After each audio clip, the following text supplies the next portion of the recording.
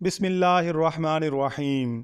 لاکھوں اور کروڑوں درود و سلام نبی کریم صلی اللہ علیہ وآلہ وسلم کی ذات بابرکات پر اور آپ کی آل پر۔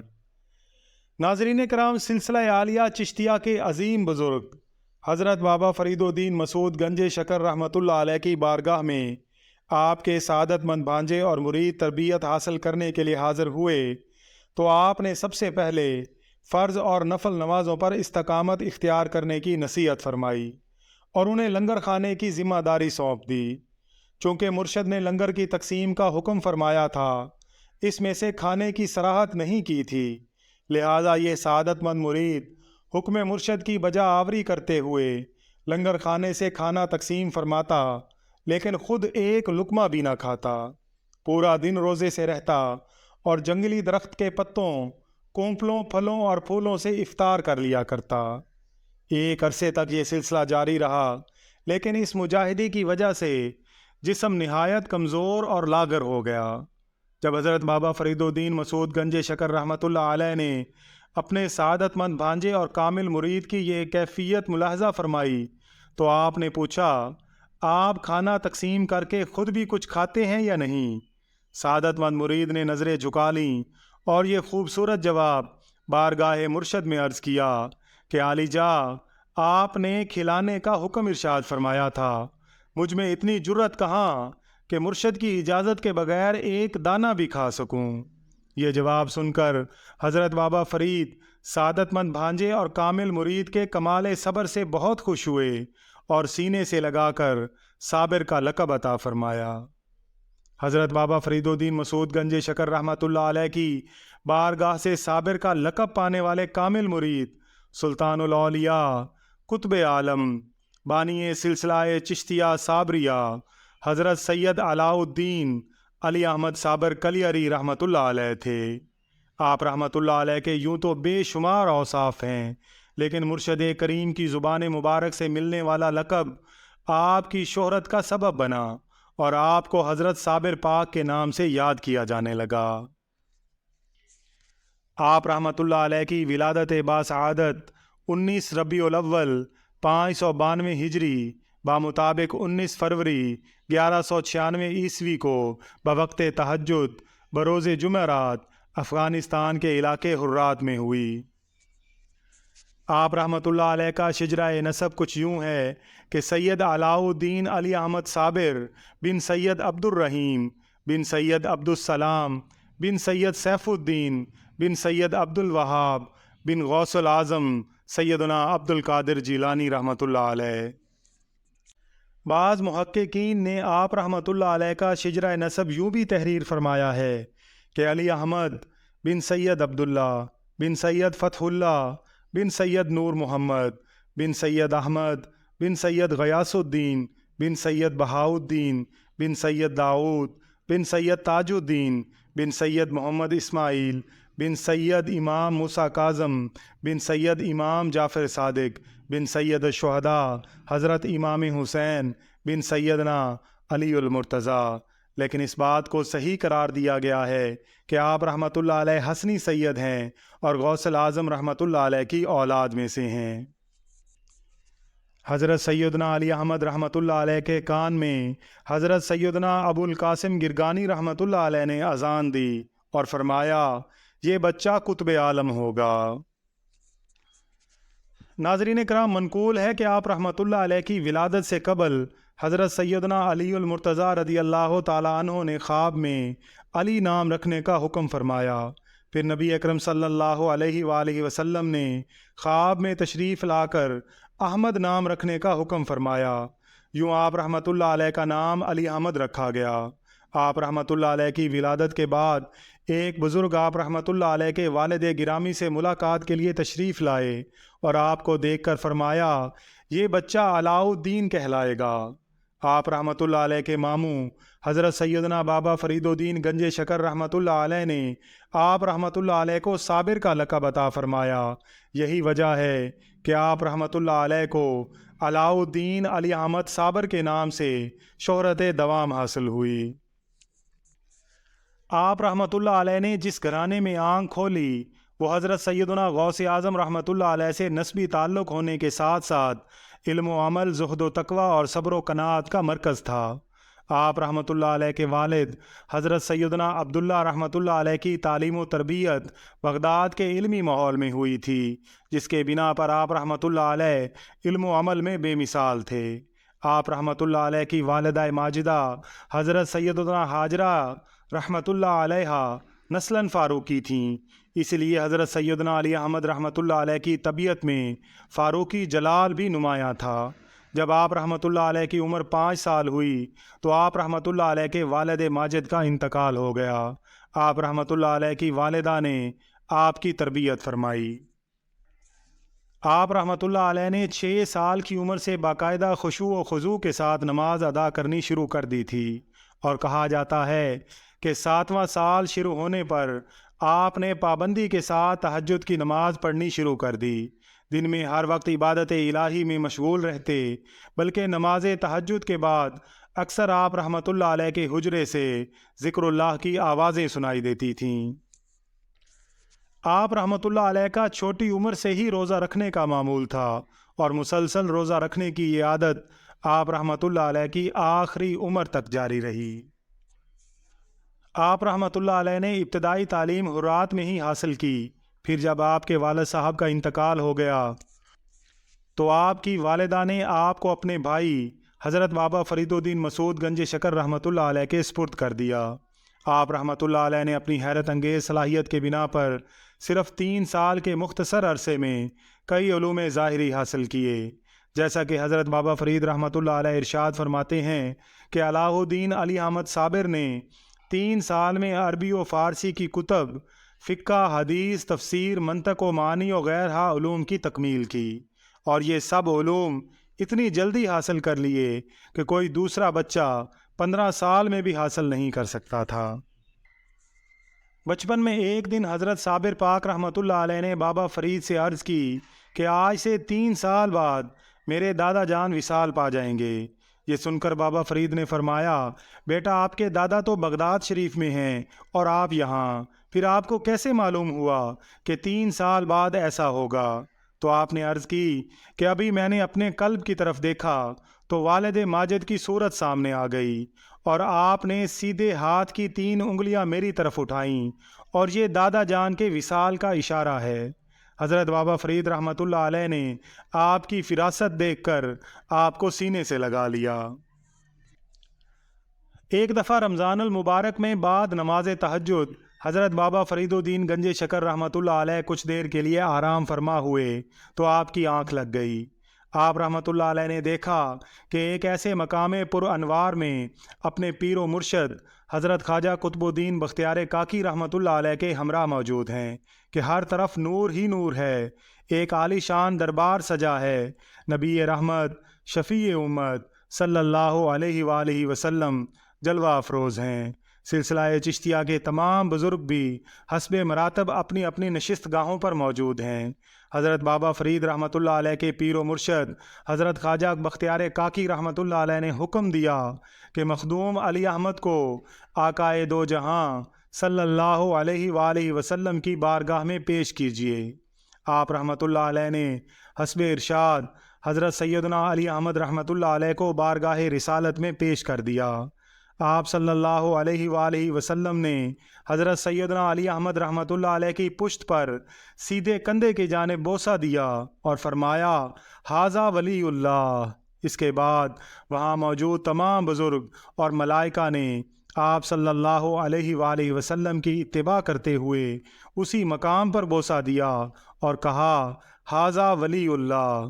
پھر ہر طرف سے مبارکباد کا سلسلہ شروع ہو گیا۔ ان مبارکباد کی صداؤں سے بابا صاحب رحمۃ اللہ علیہ کی آنکھ کھل گئی۔ اگلے روز بابا فرید رحمۃ اللہ علیہ نے ایک عالی شان محفل کا انعقاد فرمایا، جس میں شیخ ابو الحسن شاذلی، حضرت شیخ حمید الدین ناگوری، حضرت شاہ منور علی الہ آبادی، حضرت شیخ بہاؤالدین ذکریہ ملتانی اور شیخ ابو القاسم گرگانی رحمۃ اللہ علیہ جیسے بڑے بڑے علماء اور اولیاء شریک ہوئے۔ ان تمام اولیاء کرام کی موجودگی میں حضرت بابا صاحب رحمۃ اللہ علیہ نے اپنا خواب بیان فرمایا، جسے سنتے ہی وہاں موجود تمام بزرگوں نے یکے بعد دیگرے آپ رحمۃ اللہ علیہ کی مہر ولایت کو بوسہ دیا اور حاضہ ولی اللہ کہہ کر مبارکباد دی۔ اس کے بعد حضرت بابا فرید الدین گنج شکر رحمۃ اللہ علیہ نے شیخ مخدوم کو خاندان چشتیہ کی امامت و خلافت عطا فرما کر اپنے دست مبارک سے اپنی بابرکت ٹوپی پہنائی، اور پھر کلیر شہر کی ولایت و خلافت کی سند سب حاضرین مجلس کو سنا کر آپ رحمۃ اللہ علیہ کو عنایت فرمائی۔ جب آپ رحمۃ اللہ علیہ 646 ہجری میں کلیر شریف تشریف لائے تو یہ ایک عظیم الشان اور بارونق شہر تھا۔ دولت کی فراوانی، وسیع و عریض عمارتیں اور مزین و آراستہ مکانات نے اس شہر کو مزید خوبصورت بنا دیا تھا، لیکن اس شہر کا ظاہر جس قدر روشن تھا، اس شہر کے مکینوں کا باطن اسی قدر تاریک تھا۔ یہی وجہ ہے کہ یہ لوگ حضرت سیدنا علی احمد رحمۃ اللہ علیہ کے ساتھ انتہائی بدسلوکی سے پیش آئے۔ آپ رحمۃ اللہ علیہ کی تشریف آوری وہاں کے قاضی کو ایک آنکھ نہ بھائی۔ اس نے آپ کے خلاف کلیر کے قیام الدین نامی رئیس کو ورگلایا۔ رئیس بھی قاضی کی باتوں میں آ گیا۔ حضرت سیدنا علی احمد سے اس رئیس کا سامنا ہوا تو اس نے آپ سے کہا کہ اگر آپ امامت اور خلافت کے دعوے دار ہیں تو بتائیے کہ میری 3 ماہ سے غائب خوبصورت اور قد آور سبز رنگ والی بکری کہاں ہے؟ اگر بتا دیں گے تو ہم آپ کو اپنا امام مان کر آپ کی بیعت کر لیں گے۔ آپ رحمۃ اللہ علیہ نے اس رئیس کی دستگیری فرماتے ہوئے عالم ارواح کی جانب توجہ فرمائی اور ہاتھ اٹھا کر فرمایا کہ اے بکری کے کھانے والوں، نکل آؤ۔ لمحہ بھر میں وہ تمام کے تمام لوگ آپ رحمۃ اللہ علیہ کی بارگاہ میں حاضر ہو گئے۔ آپ رحمۃ اللہ علیہ نے ارشاد فرمایا، تم لوگوں نے رئیس کی بکری پکڑ کر کھا لی ہے، اس کی تفصیل بیان کرو۔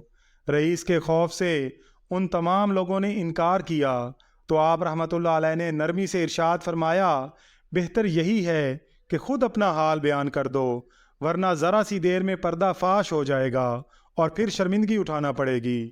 یہ سن کر بھی وہ لوگ مسلسل ہی انکار کرتے رہے تو آپ رحمۃ اللہ علیہ نے رئیس سے ارشاد فرمایا، آپ اپنی بکری کا نام پکاریے۔ جیسے ہی اس نے ہر منا کہہ کر آواز دی تو بکری کو ہڑپ کر جانے والوں کے پیٹ سے یہ آواز آئی کہ میں ان لوگوں کے پیٹ میں ہوں۔ انہوں نے آدھی رات کو چاہے صدق کے کنارے پر ذبح کر کے میرا گوشت بھون کر کھایا تھا اور ہڈیاں کھال میں رکھ کر کنویں میں پھینک دی ہیں۔ یہ سن کر رئیس نے عرض کیا، آپ بے شک اقطاب میں سے ہیں۔ آگے بڑھ کر بیعت کرنا ہی چاہتا تھا کہ قاضی نے اسے روک لیا اور اس کے کان میں کہا کہ اس کے دھوکے میں مت آنا، یہ بہت بڑا جادوگر معلوم ہوتا ہے۔ یہ سن کر رئیس کا دل لمحہ بھر میں پلٹ گیا، اس کے قدم رک گئے اور اس قدر روشن کرامت دیکھنے کے باوجود زبان سے بدگمانی کے زہر میں بجھا ہوا تیر نکلا کہ مجھے تم کتب نہیں جادوگر لگتے ہو۔ یہ سن کر حضرت سیدنا علی احمد رحمۃ اللہ علیہ مسکرا دیے اور عفو و درگزر کی مانوی کرامت کا اظہار کرتے ہوئے یوں فرمایا کہ الحمدللہ آج یہ سنت نبوی بھی ادا ہو گئی کہ مجھے جادوگر کہا گیا۔ کلیر شریف میں دولت مند امراء کی ایک بڑی تعداد آباد تھی۔ جمعے کی نماز کی ادائیگی کے لیے یہ امراء ہاتھیوں پر سوار ہو کر مسجد آتے اور اپنے غرور و تکبر کی تسکین کے لیے اولین صفوں میں ہی بیٹھنا پسند کرتے۔ کسی غریب و مسکین کو مجال نہ ہوتی کہ ان صفوں میں بیٹھ جائے۔ اگر کوئی غلطی سے بیٹھ بھی جاتا تو اسے ڈرا دھمکا کر پیچھے کر دیا کرتے۔ یہ لوگ غریبوں کو اپنا غلام سمجھتے تھے اور یہی کیفیت شہر کے قاضی و حاکم کی بھی تھی۔ آپ رحمۃ اللہ علیہ نے ان کی اصلاح کے لیے خوب کوشش فرمائی، لیکن حاکم و امراء دولت کے نشے میں چور تھے اور شہر کے قاضی کو اپنا منصب چھن جانے کا خوف تھا۔ اسی وجہ سے ان دونوں طبقوں نے اصلاح خوش دلی سے قبول کرنے کے بجائے آپ رحمۃ اللہ علیہ کا مذاق اڑانا شروع کر دیا۔ حضرت سیدنا علی احمد رحمۃ اللہ علیہ کو 5 وقتہ نماز با جماعت کی عادت تو بچپن ہی سے تھی۔ جب آپ رحمۃ اللہ علیہ کلیر تشریف لائے تب بھی تمام تر آزمائشوں اور مشکلات کے باوجود مسجد کی حاضری کی عادت برقرار رہی۔ جب جمعہ آیا تو آپ رحمۃ اللہ علیہ نماز جمعہ کی ادائیگی کے لیے مسجد تشریف لائے اور پہلی صف میں جلوہ افروز ہو گئے۔ حسب معمول رؤسا اور عمرا نے آپ رحمۃ اللہ علیہ کو صف اول سے محروم کر دیا۔ جب دوسرے اور تیسرے جمعے بھی پہلی صف سے محرومی کا سلسلہ ہوا تو آپ رحمۃ اللہ علیہ نے اپنے پیر و مرشد حضرت بابا فرید الدین گنج شکر رحمۃ اللہ علیہ کو مکتوب کے ذریعے تمام احوال سے آگاہ فرمایا۔ مرشد نے جوابی مکتوب میں یہ ارشاد فرمایا کہ کلیئر تمہاری بکری ہے، تمہیں اجازت ہے دودھ پیو یا گوشت کھاؤ۔ یہ اجازت پا کر جب آپ رحمۃ اللہ علیہ چوتھے جمعے مسجد کی پہلی صف میں تشریف فرما ہوئے تو ایک بار پھر عمرا نے آپ کو پیچھے تشریف لے جانے پر مجبور کر دیا۔ اس بار آپ رحمۃ اللہ علیہ مسجد سے باہر تشریف لائے اور ارشاد فرمایا، اے مسجد، امام تو اپنا کام ختم کر چکا اور تو ابھی تک کھڑی ہے، تو بھی سجدہ کر۔ زبان مبارک سے یہ الفاظ ادا ہوتے ہی مسجد کی چھت دھڑم سے گر گئی اور ولی اللہ کو صف اول سے محروم کر کے دل آزاری کرنے والے متکبر عمرا اپنے انجام کو پہنچے۔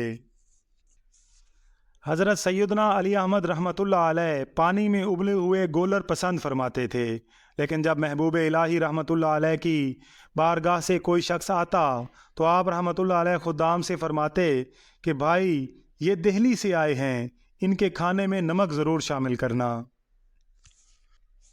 آپ رحمۃ اللہ علیہ کے شب و روز اللہ تعالیٰ کی یاد میں گزرتے، لوگوں کی صحبت سے کنارہ کش رہتے۔ آپ رحمۃ اللہ علیہ اکثر خاموش رہا کرتے۔ آپ کی خاموشی میں بھی ایک کشش تھی، اور جب کبھی آپ کچھ ارشاد فرماتے تو فقط ایک جملے میں کئی سوالوں کے جوابات عطا فرما دیتے۔ آپ رحمۃ اللہ علیہ اپنی کرامتوں کو چھپاتے، اگر کوئی اس کا ذکر بھی کرتا تو اسے نہایت خوبصورتی سے ٹال دیتے۔ آپ رحمۃ اللہ علیہ تارک الدنیا بزرگ تھے، لیکن دنیا کی اصلاح کو اپنا فرض سمجھ کر ادا کرتے۔ ان قیمتی اوصاف کے بنا پر آپ رحمۃ اللہ علیہ دنیا کی رونق تھے۔ شمس الاولیاء حضرت سیدنا شمس الدین ترک رحمۃ اللہ علیہ جب بابا فرید رحمۃ اللہ علیہ کی خدمت سے فیض حاصل کرنے کے بعد بابا فرید کے حکم پر ہی حضرت سیدنا علی احمد رحمۃ اللہ علیہ کی خدمت بابرکت میں پہنچے تو اس وقت حضرت صابر پاک رحمۃ اللہ علیہ گولر کے درخت کے نیچے تنہا عبادت و ریاضت میں مشغول تھے۔ لہٰذا جب آپ رحمۃ اللہ علیہ درخت کے نیچے تشریف فرما ہو کر تلاوت قرآن پاک کرنے لگے تو حضرت سیدنا علی احمد رحمۃ اللہ علیہ کے کانوں میں کلام الہی کی مٹھاس رس گھولنے لگی۔ آپ رحمۃ اللہ علیہ اس جانب متوجہ ہوئے جس سمت سے آواز آ رہی تھی، اسی جانب چل پڑے۔ بالآخر ایک درخت کے نیچے حضرت سیدنا شمس الدین ترک رحمۃ اللہ علیہ کو بیٹھے پایا۔ آپ بھی تھوڑے فاصلے پر تشریف فرما ہو گئے۔ جب حضرت سیدنا شمس الدین ترک رحمۃ اللہ علیہ نے تلاوت ختم کر کے سر اٹھایا تو آپ کو وہاں موجود پا کر گھبرا گئے، لیکن آپ نے نہایت نرمی سے فرمایا، شمس گھبراتے کیوں ہو، ہم تم سے بہت خوش ہیں۔ پھر آپ رحمۃ اللہ علیہ کو بیعت سے مشرف فرمایا اور اپنے مبارک ہاتھوں سے دستار بندی فرمائی۔ آپ رحمۃ اللہ علیہ ایک طویل عرصے تک مرشد کی خدمت میں رہے، وضو بھی آپ کراتے اور کھانے کا انتظام بھی۔ 20 سال سے یہ معمول رہا کہ آپ رحمۃ اللہ علیہ کے خلیفہ حضرت خواجہ شمس الدین ترک رحمۃ اللہ علیہ جنگل سے گولر توڑ کر لاتے اور انہیں ابال کر آپ کی بارگاہ میں پیش کر دیتے۔ ایک دفعہ حضرت سیدنا امیر خسرو رحمۃ اللہ علیہ دہلی سے آپ کی بارگاہ میں حاضر ہوئے تو آپ نے حضرت سیدنا امیر خسرو کا خیال فرماتے ہوئے ارشاد فرمایا کہ شمس الدین خسرو دہلی سے آئے ہیں، ان کی مہمان نوازی کرنی چاہیے تاکہ خواجہ نظام الدین اولیاء سے یہ نہ کہیں کہ کلیئر میں خاطر تواضع نہ ہوئی، آج گولر میں تھوڑا سا نمک بھی ڈال دینا۔ حضرت سیدنا امیر خسرو رحمۃ اللہ علیہ واپس جاتے ہوئے تبرکاً گولر بھی اپنے ساتھ لے گئے اور اسے سلطان المشائخ حضرت سیدنا نظام الدین اولیاء رحمۃ اللہ علیہ کی خدمت میں پیش کیا، جسے آپ نے آنکھوں سے لگایا اور خوب ذوق و شوق سے تناول فرمایا۔